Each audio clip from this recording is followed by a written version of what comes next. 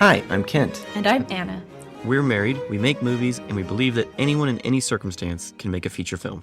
Welcome to the Feature Filmmaker Podcast. If you want a career making movies, you're in the right place. Hit subscribe to never miss an episode. Let's jump right in. Hi everyone, welcome to this episode of Feature Filmmaker, and today we are going to be talking about something a little new. Yeah, we are starting a new series. We love doing these series on topics that are, we think, really helpful and relevant to our audience, and so this series is called Lessons Learned, and this particular one is Lessons Learned from Hans Zimmer. And the idea behind this series is that there is so much good education out there in the form of courses, books, and podcasts, all these different avenues where you can learn about film from experts at the craft. And we are going to highlight our favorite things that we're learning from these people and share the highlights from books that we read or courses that we take with you, some of our biggest takeaways, and hopefully that's helpful to you if you have time to do the course or money to do the course or not. You can still get some big takeaways, and it can give you an idea of, is this something I'm really interested in that I would benefit from? And maybe you'll find some great books or courses from listening and learn either way. Obviously, in this short podcast, we're not going to be able to cover everything we learned in these things. It's a summation of the things that we found most interesting or helpful.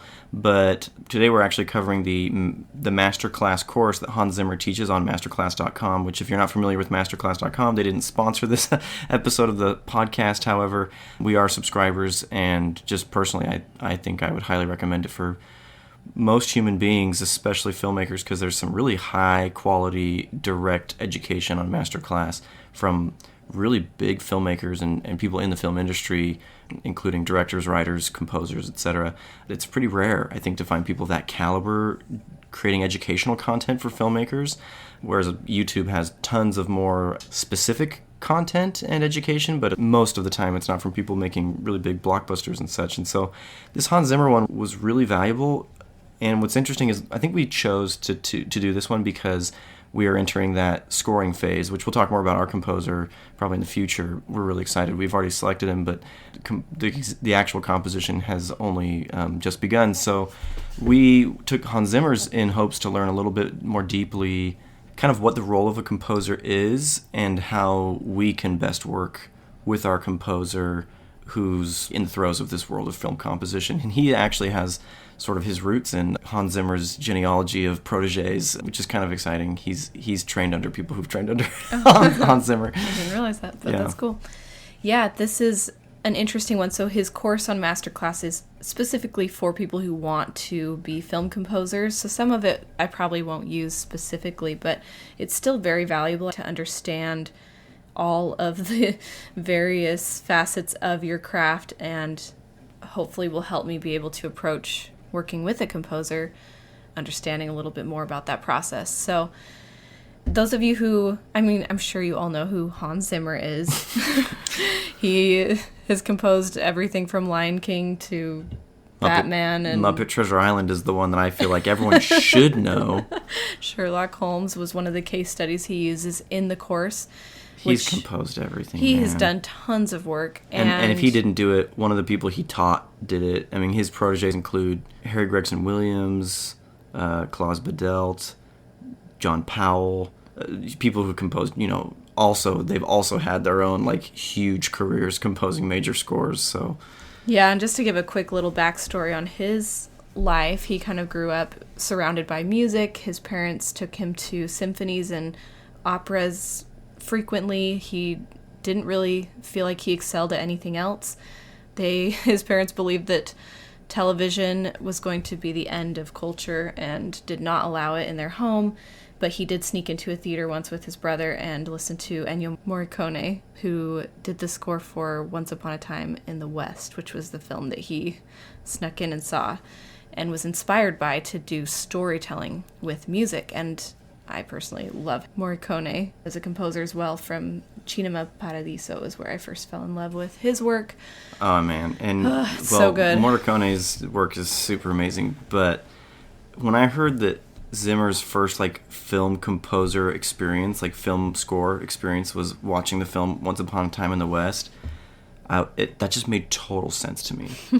I was like, wow. If you've listened to Zimmer's music, it's like it couldn't have been any Morricone film, right? Like it had to be that one. I feel like if you've heard both that film score and seen how that music works with the movie, and then watched a bunch of movies that were scored by Hans Zimmer, for some reason that just makes sense. His approach to theme and his approach to simplicity and everything. So we'll get into some of the things we learned and took away. Yeah, he also was in a small pop group. You might recognize his song "Video Killed the Radio Star." I couldn't believe it. I can't believe it. Which is so funny that he, made it big in radio with that song and then goes into video. But he says that's what he was really interested in all along. So let's get into the course. What was one of your biggest takeaways, Kent? We're going to try to do a couple biggest takeaways each. Yeah, I'll say the first one is, so something I think some people have criticized Hans Zimmer for, and I'll just admit that I'm probably one of those people, is sometimes his music's a little simple for me because I grew up on Amblin movies, right? And so I grew up watching Steven Spielberg films that were composed by John Williams, and John Williams is like super romantic, very complicated themes sometimes. And I loved I loved listening to melodies by people like Goldsmith and like Star Trek Voyager. I know is like a kind of a silly example, but there's just a beautiful French horn melody and it plays all by itself, but the melody just keeps progressing and progressing. But then when you listen to Hans Zimmer music, it's really like 4 to 8 chords that repeat over and over and over and over again, and then they just build and build and build. Now, he's written some amazing themes, but most of his films they're very repetitive themes or motifs that are really simple. And even though I kind of scoffed at that because I hung out with a lot of musical nerds growing up that were like, this music isn't very complex, he's not necessarily trying to write symphonies. He's not writing symphonies. He says that specifically in his course. Yeah, he says that was Ridley Scott. He'd heard that Ridley Scott fired a lot of composers before he ever did a movie with Ridley. And so he said, what do I have to do to not get fired? And he said, don't write me a symphony. And he was like, okay, I could do that. And so basically, he didn't want anything complex going on in the score. He wanted the score to just be helping and accenting the movie. And Zimmer does that really well. And I just rewatched, again, one of my favorite movies of all time, which is Shyamalan's Signs. And I love Signs, and Newton, who scores that film, and who actually goes on to score a film with Zimmer on Batman, scores this so simply, and it's almost like a Glass score or something. It's just super repetitive, and it's really just a motif of 3 ascending notes, that bum, bum, bum, bum, bum, bum, bum, bum, bum, bum. And I even made fun of that score growing up, right? Because it's like, come on, what is this? It's just 3 notes. And yet watching the film this time, I'm like, yeah, but the way he like works with that and all those themes is so effective. It's so effective when you're watching the movie and experiencing the story. So no, I'm not going to listen to a lot of it in my car, even though I've definitely listened to a lot of Hans Zimmer music in my car growing up. Most of his scores are really best experienced with the movie, and he knows his job and he knows his role. So I guess it kind of helped me reappreciate the value of simple themes. So anyway. And he talked about that, how it does not have to be complicated with the Batman example, and he talked about those 2 notes. Those 2 notes. And how he was able to work with just that. But one of the reasons Anna married me is because she loves my attempts to impersonate whole orchestras with just myself and I. It's really quite a talent. Actually, she chastises me every time I try and do it, because I think I can impersonate a French horn perfectly, which I can, which I'll spare you. Thank you. No, that's a good one. I like that. What about you, Anna? What was one of your biggest takeaways? So I loved how he talked about questions and how questions are often more interesting than the answers. That was a Terrence Malick quote, right? Yeah, he talked about Terrence Malick saying that, and it's true. He said, if the movie's all about like people falling in love and the girl says yes right at the beginning, it's super boring. Like, you have no story. You have to wait, and the answer to the question of like, are they going to be together, holds you in the movie the whole time, and then at the very end maybe you can answer it. But just how questions are so interesting. Later in the course, he came back to this again and talked about how you can ask questions, new questions, about something that's old, because everyone experiences a lot of the same things, relationships and similar struggles and trials, but we have new questions to ask about them. And it's just so interesting that he's thinking about this when he's talking about music. Yeah. And yet he says, I can communicate better through my music than I can with you in words. And that's, in a lot of ways, what he feels his role is kind of a translator. Like, let me hear what the director wants to say and just communicate it through music in the story. And what's so great, and that just reminds me of how nice it is to listen to Hans Zimmer talk about movies, because he's not talking about music. I mean, he is, but he really talks about movies most of the masterclass. He's a storyteller. He considers himself a filmmaker. Exactly. He's a filmmaker and a storyteller. And I think if you want to be a composer, or if you want to hire a composer or work with a composer, or compose your own films, if you're like Clint Eastwood or whatever, who composed his own film for $1 Million Baby, either way, you know, you've got to understand that we want to work with people who are storytellers. And that's something, I love it when I work with an actor who, like, has an understanding of screenwriting, you know, or a composer who understands how to, like, develop character.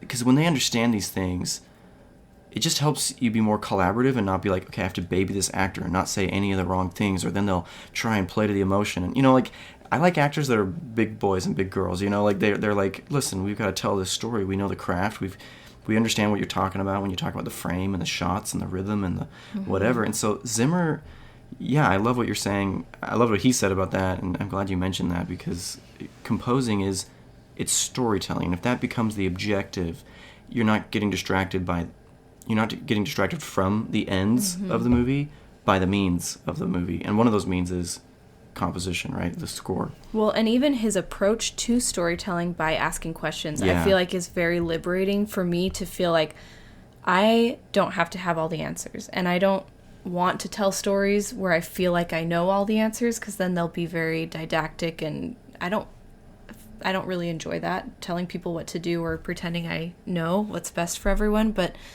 I like to ask questions, and I like to explore ideas and themes with a story, and then maybe hint at, like, some of the conclusions I'm coming to or some of the thoughts that I have, but let the audience finish it in their own minds.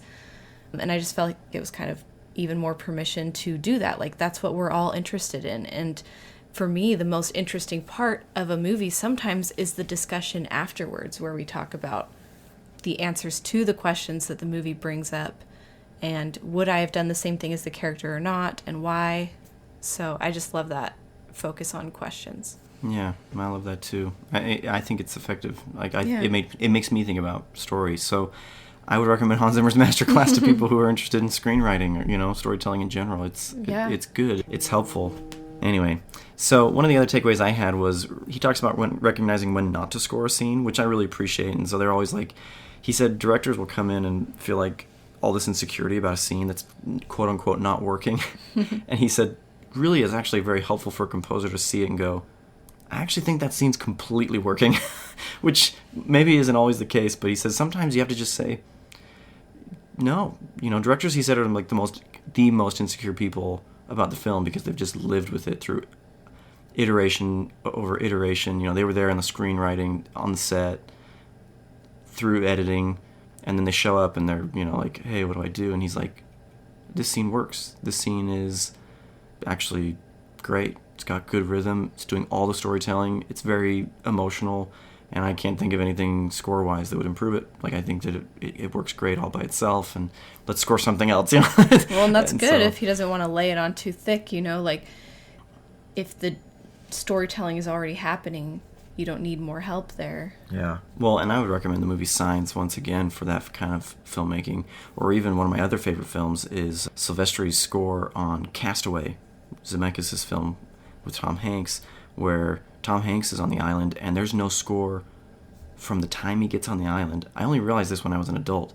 There's not a drop, not a note of score from the time he gets on the island until he literally gets off the island, is sailing away, and looks back and sees the island, and then this strings ensemble slowly comes in on a chord, and it just kind of swells in, and it is profoundly moving the way that they sort of did this transcendental style of withholding an element of film until the very end, when they let you finally. It was almost like this release of tension on a very long, quiet movie but yet it holds up and keeps pace. And that's a pretty interesting work of art. I feel like that movie's kind of overly forgotten. But yeah, we should revisit it. We should revisit Castaway. I want to watch it now. But to Zimmer's point, not everything needs score to tell a great story, and Castaway is just an example, which he himself didn't score. But I've seen movies scored by Zimmer and others that I think maybe were overscored.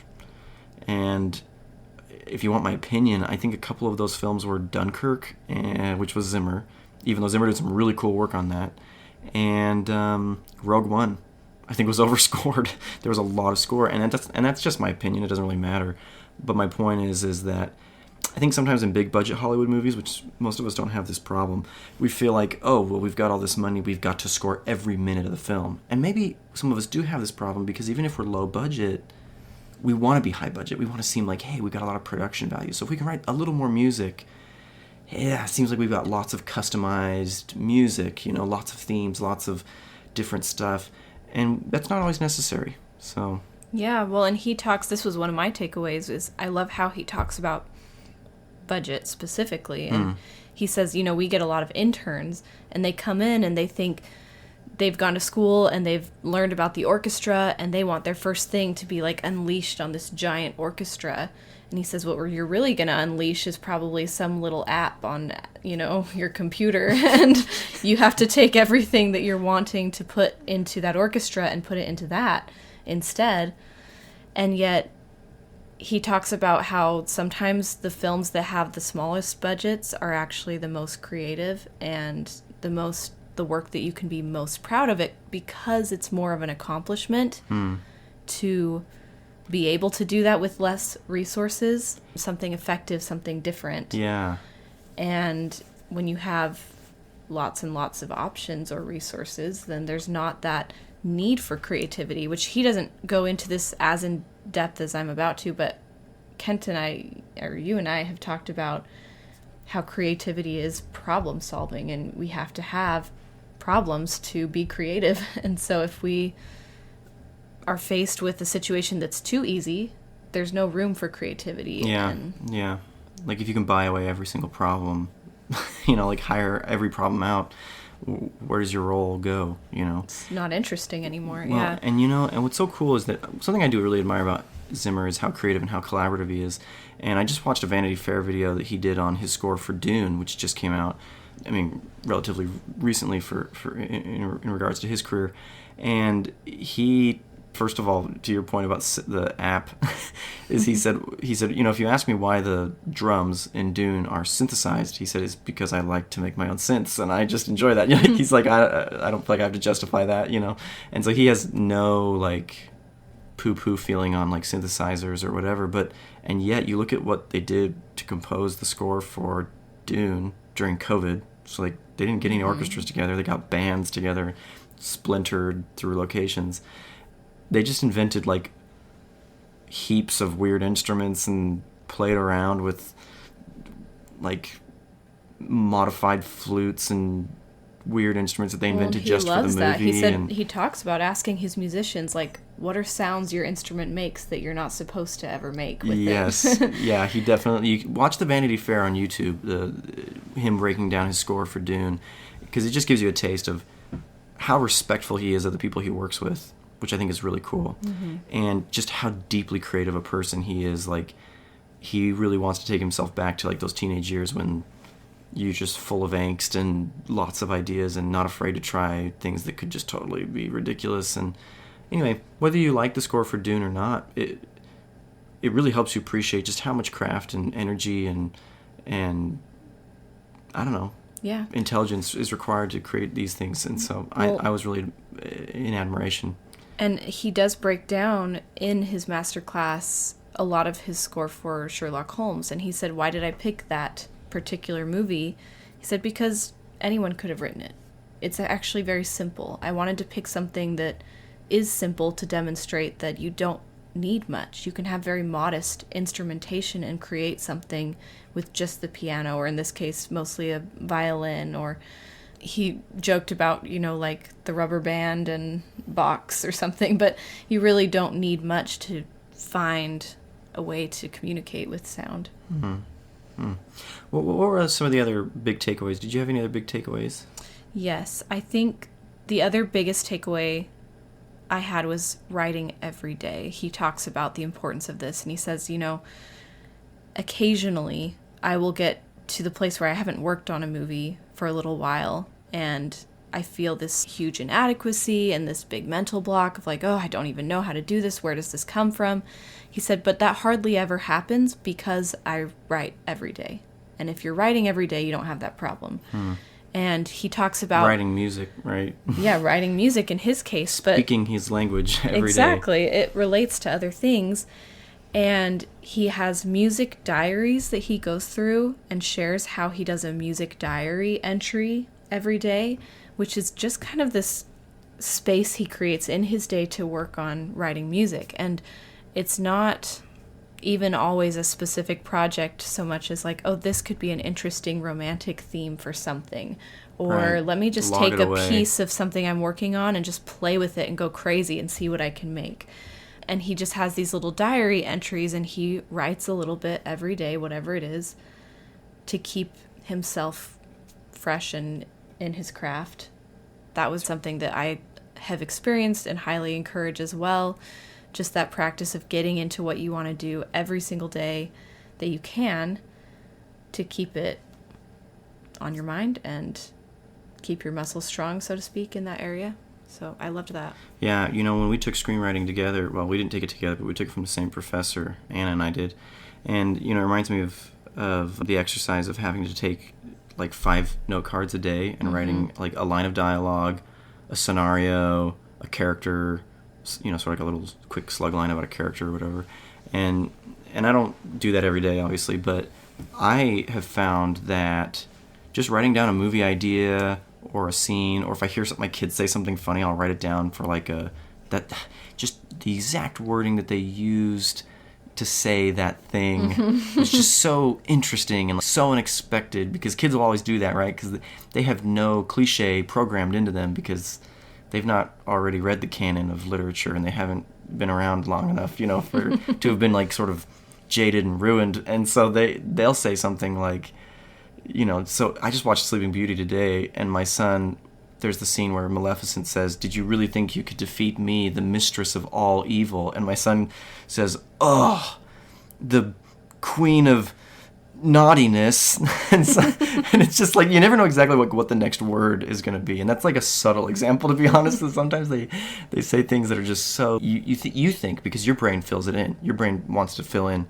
I'm sure what they're going to say is this sentence. And then they'll say this other thing. And so anyway, I write all that dialogue down, and when I'm always doing that, I'm thinking 90% of that stuff is never going to make its way into any project you ever make.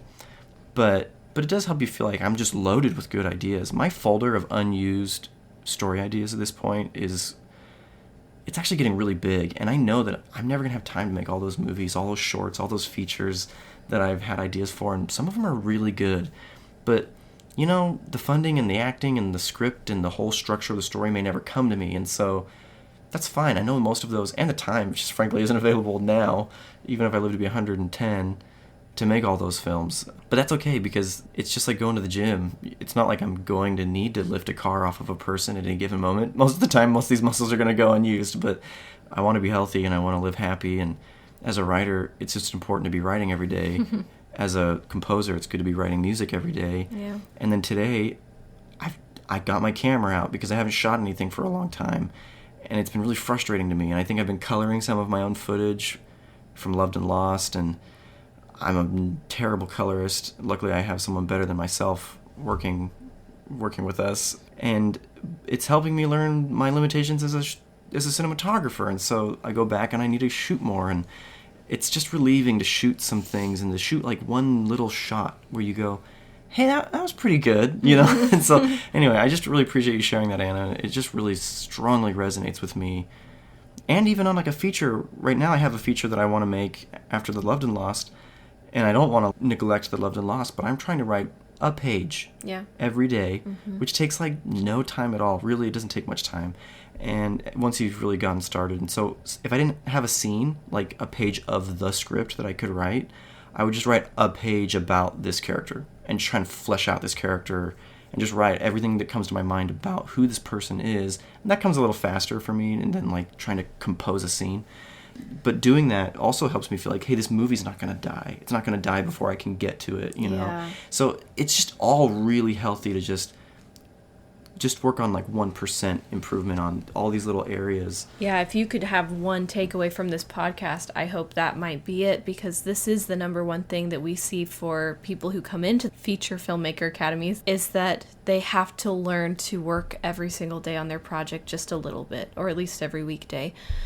And it's such a simple thing, but setting a minimum baseline of just, I need to work at least 10 or 15 minutes a day really makes a world of difference. And that's why we're actually launching our free challenge next week, inviting you guys to do this with us and try it out and see how much you can get done. And it's going to be this really great experience. So look for that next week. And that was a seamless lead in, Anna. That was great. Oh, thanks. No, but I am excited, and this challenge comes from addressing the number one challenge we actually see people face, even though it's really not that challenging at all. Like, if you just commit to it, it does wonders. I think it's so unchallenging. It's like saying go wash in the River Jordan 7 times, and he's like, what?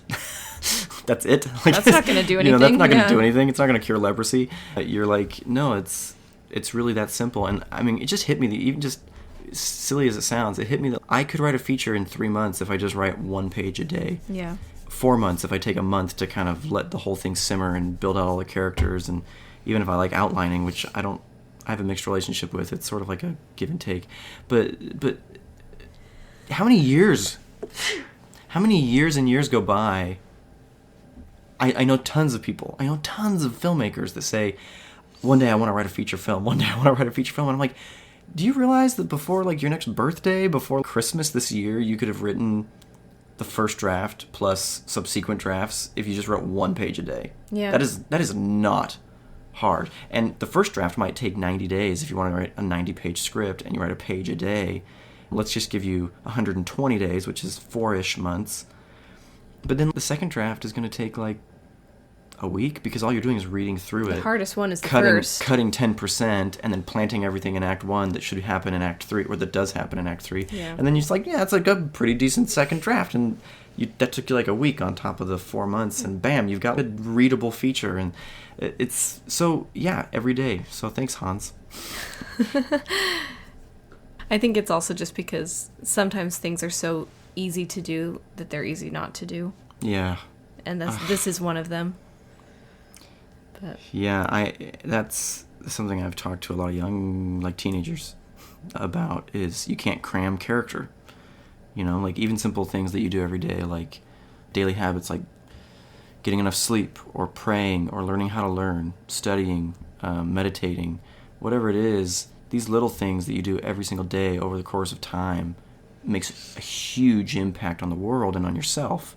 And you can't do it in a rush. The most important things we do in life can't be done in a rush. You cannot make a feature film in a rush. And I think that there's a lot of people out there trying to preach that, like, shoot a feature in 2 days. And it's like, yeah, but you know how much preparation needs to go on before those 2 days if you're really going to do that? Like, it's like you can't write a feature in 2 days.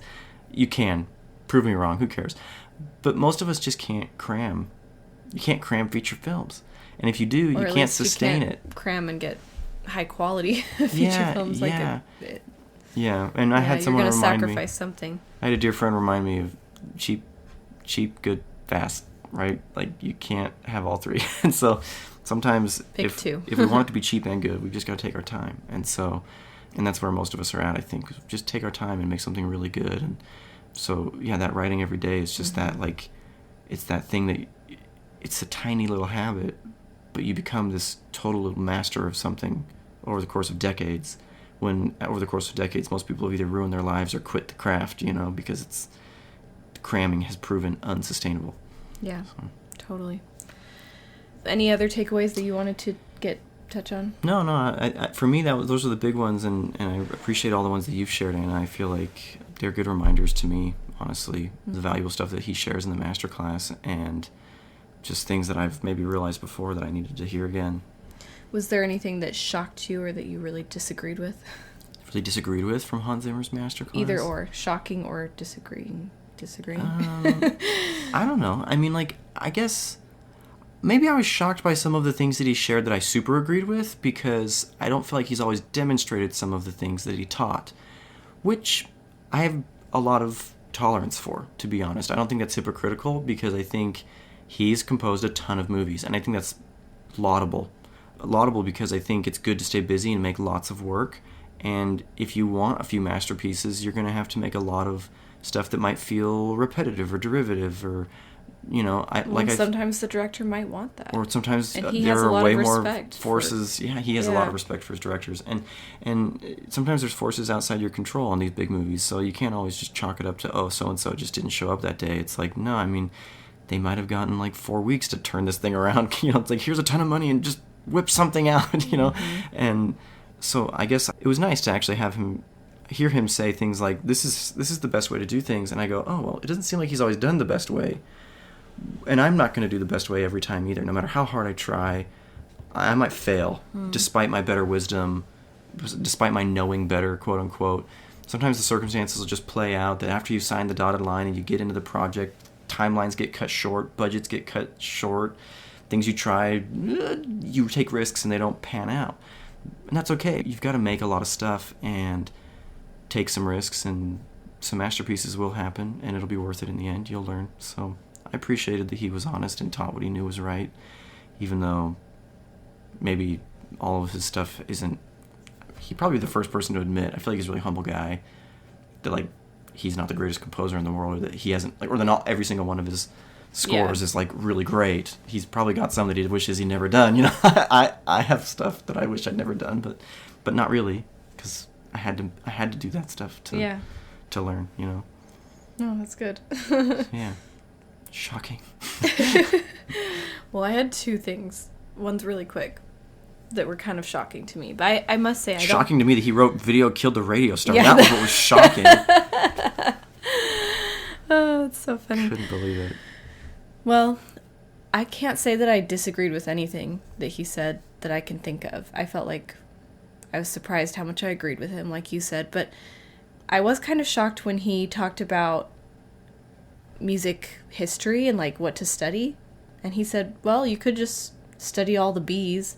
Bach, Beethoven, the Beatles, banjo music. He was just like, start anywhere, whatever, and I just thought, oh, okay, like, you could just do it that way. You could just do everything that starts with B. Like, there's no rhyme or reason really to it. It's just find what you like, listen to lots of stuff and find what you like. And I liked that he was so open about that. But then the other thing that, I don't know if I'd say this shocked me as much as it just was really inspiring to me at the time, and still is. But he talked about directors, and I think there's 3 training videos where he talks specifically about working with directors. And he kind of describes talking to the director before they make the movie and how he likes to do that, because that's when they're all excited about it and they explain the vision and everything it's going to be. And of course, it's all just potential at this point. And then they go and make it. And he says, and when they come back, they're coming back from war and they've seen everything and lost so much. And it's just a complete change. And he says they've completely forgotten what this is even about. Yeah, like what they set out to do in the first place, which it was relieving to hear him say that, because it's one thing if you hear someone say that, but when you hear Hans Zimmer say that, you have to remember, who are the directors he's talking about? He's talking about the best of He's the talking best. about Ron Howard, Ridley Scott, Christopher Nolan, Terrence Malick. I mean, like, he's talking about like the best filmmakers of our generation, or I guess I should say the generation right before us, and all of our, he's probably composed one of your favorite movies, if not multiple, and and some Disney classics. He's composed Muppet Treasure Island, which is super great. So I guess Brian Henson. So he's worked with these directors that are just definitely. One of those, you have to at least like one of their movies, right? And they show up feeling like, I've forgotten what we set out to do. Like, I feel defeated and battle torn. And he's like, you have to be there for that person. He says it like it's a fact. Everyone, this is just how it is. And that's kind of relieving, because then I'm like, okay, I'm not, it's not that there's something wrong with me. It's just, that's how it is. That's how making movies is. You gotta love it, because otherwise you wouldn't do it. But he talks about the director coming home from battle totally worn out, and how he can step in as a composer and let the director kind of pass the baton. And he can remind him of what he set out to do in the first place, show him what's working, and bring in elements that are not there yet. And I think we often feel like after production, like we just went out and got our raw materials, and that's what we've got to work with. And there's and no going back. You might be coming in after edit lock, as a composer. And so you're like, as a director, you're coming into that part of the phase basically saying, this is the best we could do. Like we pieced it together, and I don't know if it's good anymore. And you've it's like probably forgotten the conversation. I wanted to put all this stuff in, but it just didn't end up in the movie. And yet he's saying it's not too late. A lot of that can be brought back. That's what you can do with the music. You can bring in those elements that are not there yet, that you haven't communicated yet through the story and the acting and the visuals. You can bring it in with the music. The music can ask a question. It can, telegraph a character's feelings or thoughts. It can add something that you don't have already, which is really hopeful that there's another chance to add in a different way. And a quick, neat example of that is there's an old film that one of my professors talked about. I didn't write down the name of the film or any of the people who worked on it. But maybe if I describe it, someone email us if you're like, I know what movie he's talking about. Because I don't think I've seen it. But basically, it was an older film. I think it was like 40s or 50s. And the main character is sitting in this room looking up at this painting of this woman. And they're putting it together in the edit, and basically, the shot is him looking up at her, and he's looking around the room. I think he's a detective, and then he looks up at the painting again, and then he's looking around the room, and he kind of looks up at this painting. We have this push on the painting, and then it shows him, and they're like, it's just not working. It's not communicating. This thing that he's experiencing, that we had this whole idea, and it's just not there. We're gonna have to cut the scene. And the composer says, no. I think I can do something with this. And so he's walking around, he looks up at the painting, and then the music kind of plays a little motif, and then he kind of walks away, and then he looks at the painting again, and then the motif kind of swells back in, and then he kind of looks back at the painting, and then it pushes in on the painting, and then the motif really swells again, and you get, he's fallen in love with this woman who this painting is of, and how the music there is just an example of what you just said. Like, this director shows up and says, okay, well, this is trash. And the composer says, everything you imagined not everything, but some of those things that you imagined could still be brought back. And it's like going into color and being like, we can preserve some of these highlights, some of these details can still be salvaged. It's like, score is like, breathe some life into this. Score is like an emotional HDR pass, if you know what I'm talking about. It's like emotional raw capture, restoration, whatever. Anyway, so I think that's really neat. Yeah, and going back to the point you brought up of score scenes that don't need score, sometimes we want to add score to those scenes because they're working already so well that it's like, it would be so nice to have music. Almost like it would be so easy to score this film. Yeah, because scene. The emotion's already there, and yet sometimes where you need it the most is where the scene's not working yet, and music could maybe be the solution and help us understand what's happening. Especially in a pacing conversation. I feel like something I've realized is I'm trying to make this Loved and Lost. We've been working really hard to make it work without any music at all. And I feel like something I've realized watching... We are putting music in, but... We've played with some temp. We've really tried to avoid it. And now that we have a composer... ultimately... We've put some music in there. But obviously it's going to be scored. And something tricky is that I've been watching a lot of movies and realized some of the time where they really let shots last longer than they quote-unquote should, in the edit, it would probably feel ridiculously boring how slow some of the cuts are. And there's no need to linger longer on some of these images of characters' faces and what they're looking at and what's going on.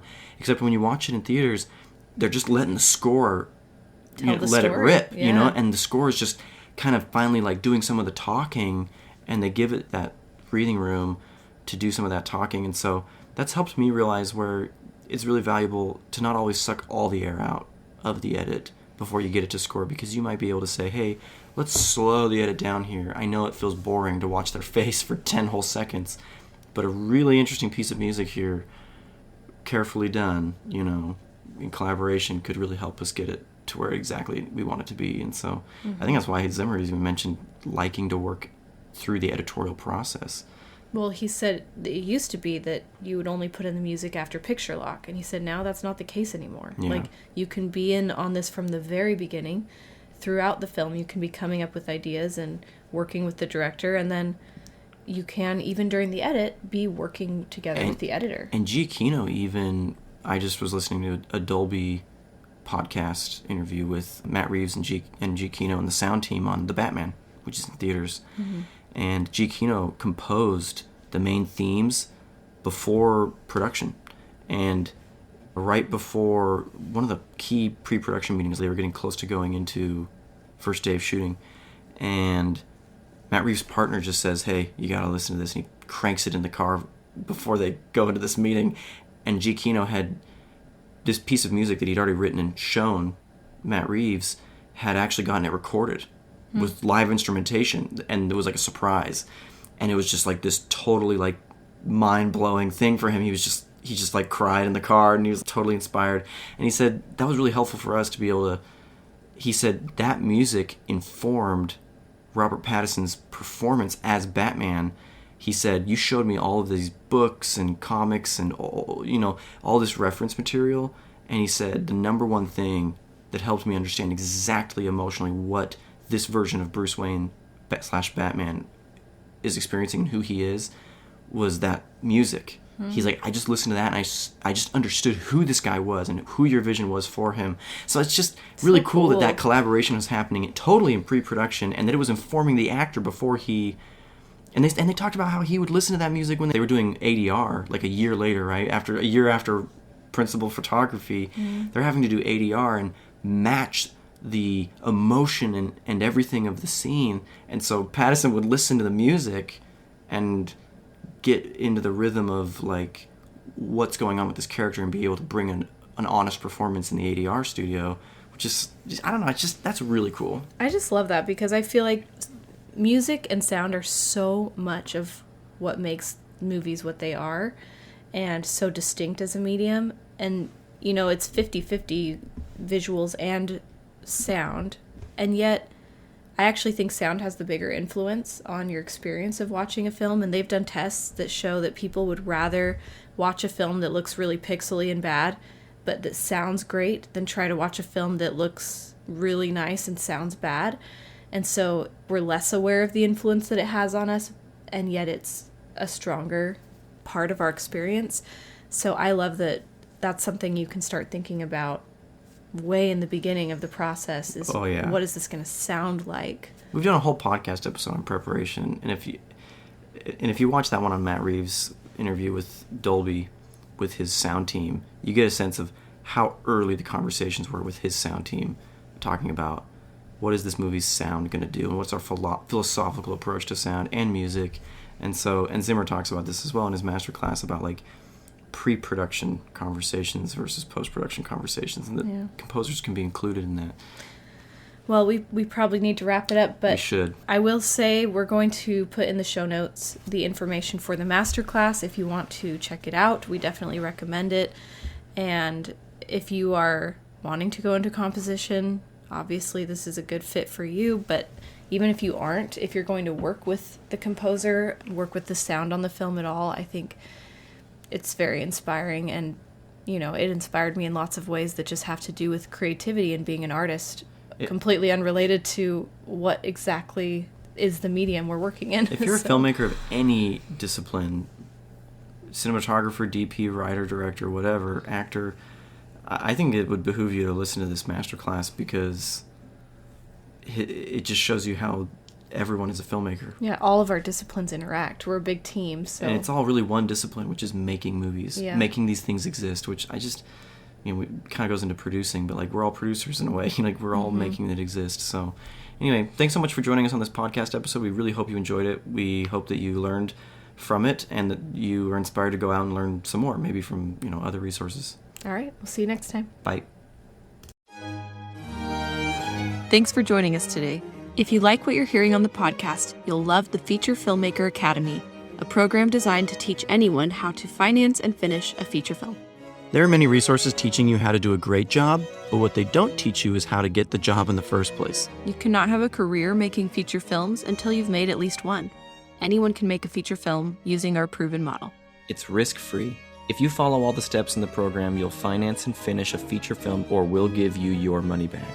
Learn more at invisiblemansion.com/feature filmmaker or click the link in the show notes. If you find this free resource valuable, we'd really appreciate it if you leave us a review or share it with another filmmaker. We'll see you next time. Bye.